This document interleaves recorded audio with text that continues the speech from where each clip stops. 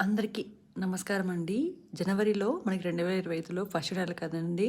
అందరికి కూడా ఎక్సైట్‌మెంట్ అనేది ఉంటుంది. మనకి ఎప్పుడు ఏ పండుగలు ఎప్పుడెప్పుడు వచ్చాయి, ఏ వారం వచ్చాయి అని. అందుకే నేను ఇవాళ మీకు చెప్తున్నానండి. అంతేకాకుండా ఇక్కడ పండగలు మాత్రమే చెప్తాను.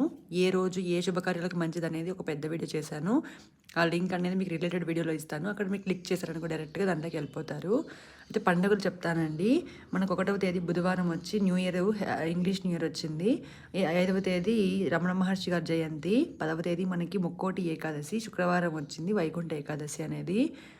దాంతో పాటుగా 13, 14, 15 మనకి సంక్రాంతి, భోగి, సంక్రాంతి, కనుమ. ముక్కనుమ వచ్చి 16వ తేదీ అండి. అంటే అందరు చికెను అలాగే అవన్నీ తింటుంటారు కదా! అలాంటి వాళ్ళు. 17 సంకట చతుర్థి వచ్చిందండి. సంకట చతుర్థి వచ్చింది.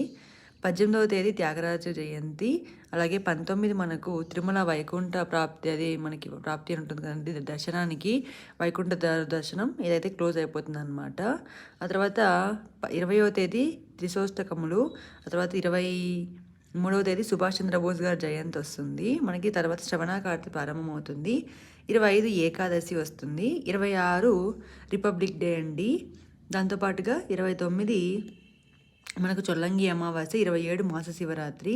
సోమవారం రావడం చాలా విశేషం కదా! దీన్నే మనము శివముక్కోటి అంటామన్నమాట. ఇట్లా త్రయోదశి రోజు మళ్ళా వచ్చినప్పుడు ముక్కోటి అంటారు. దీని వీడియోలన్నీ నేను పోస్ట్ చేస్తాను, నిదానంగా పోస్ట్ చేస్తాను. అలాగే అమావాస్య, చొల్లంగి అమావాస్య, వీర వైద్య రాఘవ స్వామిని మనం పూజిస్తాం కదా! బుధవారం అయితే వచ్చింది.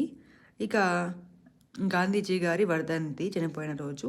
అలాగే వాసవిదేవి యొక్క ఆత్మార్పణ రోజు అనమాట. ఈ జనవరి 31వ తేదీ శుక్రవారం. పూర్తి వీడియో అనేది కింద ఇచ్చాను, క్లిక్ చేయండి.